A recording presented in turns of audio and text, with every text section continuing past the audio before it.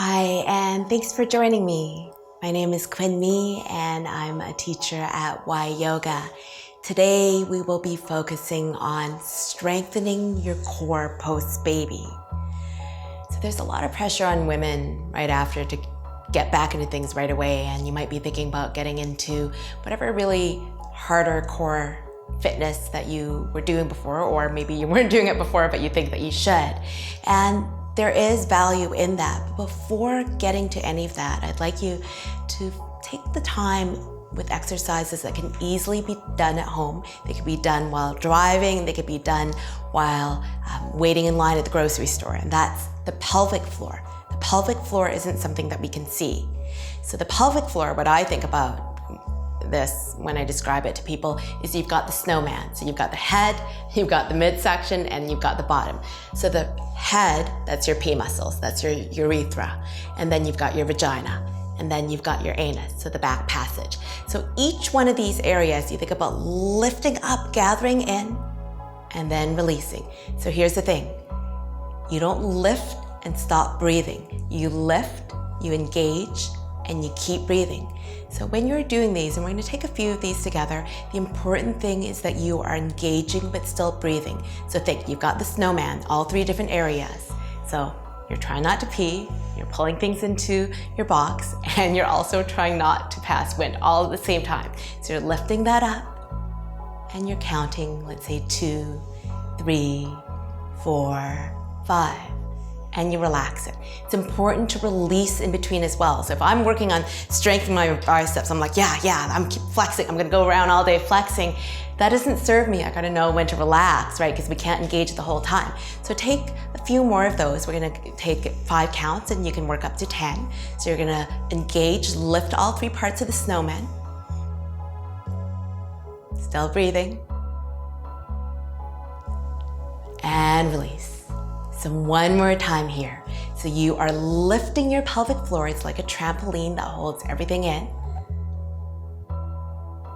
And then you're releasing. And you can do that anywhere, anytime, and nobody sees that you are exercising. So that's the beginning of core strengthening. So then there's the other kind of core strengthening that we'll get into as well. So I'd like you to come to lying down on your mat. And if you have some type of a strap, it could be a belt, it could be a yoga strap, whatever you happen to have at home, you will keep that handy underneath your thighs so that you have that as an option. And then I'd like you to find something chunky to put in between your thighs. If you have a yoga block, you'll use a yoga block, and if not, it might just be a book. And ideally, your legs are about hip distance apart. So from here, I would like you to bend your knees at 90 degrees, and this is option 1. If this is what feels good in your body, you stay here. Otherwise, you'll extend the legs up towards the ceiling. And then also reach your arms up towards the ceiling. So the important thing is, with this position, this dead bug position, is engagement. So one thing is my shoulder blades are wrapping onto my back body. They are active. It's like I'm holding a larger block in between my hands, and they are pressing in as well. And then I'm squeezing that block in, and this keeps things tight. And then the deepest layer of the core, or transverse abdominis, we'll call it the TA. This is the layer that you don't see. This is the layer that's deepest, and it is what you want to activate here. So think that it is a very windy day. You are doing this not in your home, but outside, and you've got a piece of paper with important information underneath your spine. So you want to pull the belly button in towards the spine and keep that piece of paper there, trying not to let it blow away. It's really windy around. And then you release. Okay, so that's the TA. Now don't forget the other work we did. So now think about gathering in all 3 parts of the snowman and trying to keep that piece of paper there. This is happening at the same time, and yes, you are breathing. You are not holding your breath. And then you release. Okay, so that's one place where you can stay. You can just work on holding in this section, holding for a few counts, releasing for a few counts. I'm gonna offer what's called dead bug lifts as well. You can keep the arms up. It might be more comfortable for you to interlace your hands behind your head and not using the arms to lift yourself up, but having that support for the neck. So if you're taking dead bug lifts, we'll take 4 together. You could also just be holding and then releasing during this time. So take an inhale, lift the chest up. Take an exhale, lift your hips up. It's so small you won't actually see them come up. And then come up a little bit higher. And then slowly release. That was 1. So we're gonna take 3 more. Take an inhale, reach your chest up. Take an exhale, take your hips up. Take an inhale, everything comes up higher. You're still lifting the pelvic floor. And then you release. So we take 2 more here. The inhale takes the chest up. The exhale takes the hips up. Inhale, everything comes up higher, higher, not closer. And then you slowly release. So that piece of paper, the wind's getting stronger. We gotta keep it pinned down. So keep that there. Inhale, chest up. Exhale, hips up. Inhale, come up higher. Exhale, release. All right, so remove that block from underneath. And then what I'd like you to do is we're gonna take a trial roll up. So what you'll do is you'll take your hands in together. You'll still imagine you've got that big chunky block. You might take your feet forward a little bit more because it makes it a little bit easier. And then keeping a space between the chin and the chest. So like you've got a little orange or a little apple. You're gonna slowly roll up. So the head lifts up. The shoulders start lifting up. Work 1 vertebra at a time. Your feet stay on the floor. Then your mid-back. Still engaging the pelvic floor, and then you're all the way up. So I call that the assessment, just checking in to see where things are at. If you're like, wow, that was super easy, then I'd like you to do this with your legs straight. So you could do your roll-ups and downs with your legs straight. For many people, a good place to start is digging in the heels, keeping the legs active, and knees stay bent. Now you can do this with assistance as well. So we're gonna take 3 more, and I'm gonna demo one with assistance. So I'm holding on to the strap or my legs, slackening up on the strap as I need. Just slowly control the movement as I make my way down. And then the important thing is taking the time and controlling the movement as I slowly make my way up any which way. And if it doesn't work in the roll up, you can always just roll to the side, press yourself up. So different ways that you're able to get up and down. You could do that without the strap if that's available to you.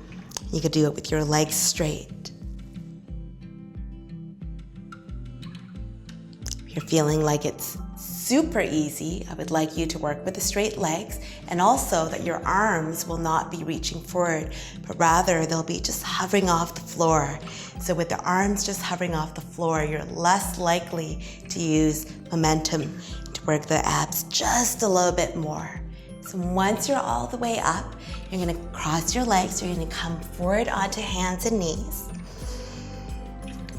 Moving into a few cat and cows to open things up. Inhaling, opening up the front body. Exhaling, rounding the spine. Take 2 more here.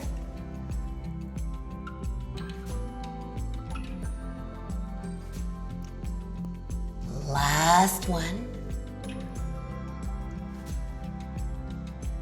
And now we drop down on our forearms. So we're gonna start with a plank prep. So what I'd like you to do is press into the floor, draw your shoulder blades onto your back body. And again, that work with the snowman, lifting the pelvic floor.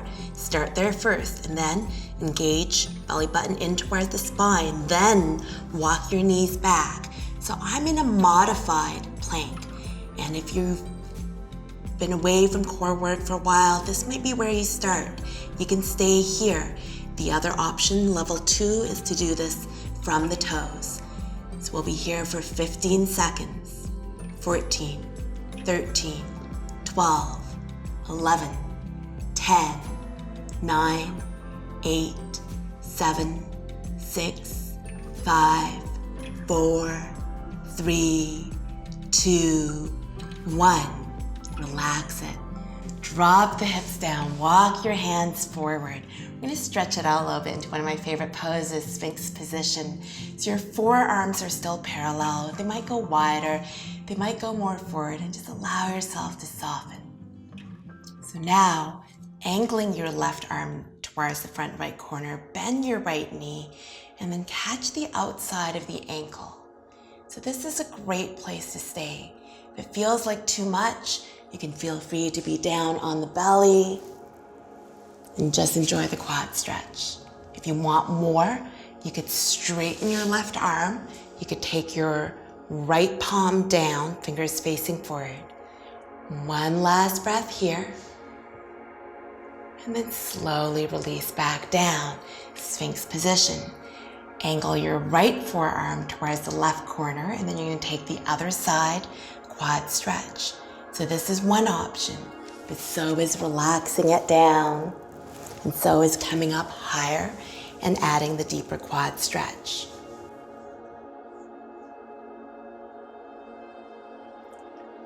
Release the arms and legs. And now you're gonna make your way onto your belly. And I'd like you to reach your arms into a Y shape. So they're forward, but they're a little bit wider because that's more spacious. And your feet are a little bit wider than hip distance as well. So think about reaching in opposite corners. So again, engaging the pelvic floor, engaging the TA. You're gonna reach your right arm and left leg up. Reach, reach, reach in opposite directions. And then slowly release back down. Other side. Left arm, right leg, reach away from each other. And then slowly release. So let's take one more pair of these. So right arm, left leg.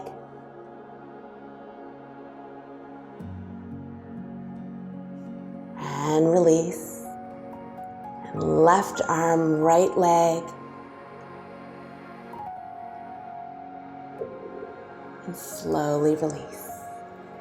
So now moving into side planks, modified. So you're gonna come onto your forearms again, and then you'll be turning onto your left forearm as you step your right foot out in front of you. So you're moving onto the knife edge of your left foot, and take your right hand at the hip to start. Pressing into the sole of the foot, lift yourself up. And the stage one is you're focusing on clearing that calf off the floor. So getting the hips a little bit higher. And then sometimes we start dipping forward, but what I'd like you to do is to lean back like you've got a wall behind you. And this might be where you work. If it feels like it's too much, you could always be on both knees, so that's another option. Eventually, you will progress this. And where you'll progress it is maybe you're gonna reach the arm up. Maybe you're gonna work with staggered legs. Once you've built up your strength, maybe the legs stack. Possibly you reach that top arm forward. Eventually, after lots of practice, maybe that top leg reaches up. So lots of options. This is our side plank, Vashisthasana. All right. Let's take this to the other side. So you're gonna move onto your right forearm. You have your left foot out in front. Your right foot is on the knife edge. And you can use your hand to support as well. I didn't mention that on the other side. So this is one way to modify even further. Finding what is right for your body. Maybe hand to the hip.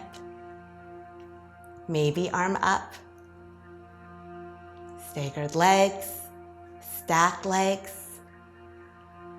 Arm up overhead, maybe floating up that top leg. All right, slowly lower yourself back down. I'm gonna finish up with stretching it out a little bit.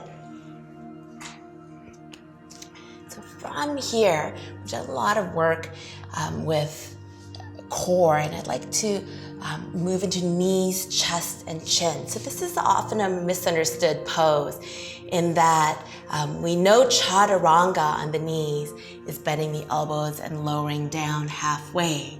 But knees, chest, and chin is a back bend. So you're on all fours and you drop your knees. So my knees are already on the floor. Your chest and your chin towards the floor. It's a back bend. Think of a bad push-up position, the one your trainer tells you not to do, or of a caterpillar. So one breath here, and then slowly slide your way forward onto your belly. And you're gonna choose either cobra if this feels good for you. You stay here. You might also take it into an up dog, roll over top of the toes, and then press it back, down dog. So that is our core section for today. Hopefully you feel a little bit more connected and you're able to secretly do those exercises even when you're not on your mat. Just anytime that you're sitting or walking, think about the 3 snowmen, 3 parts of the snowman. Thank you very much. My name is Quynh and I'm a teacher at YYOGA.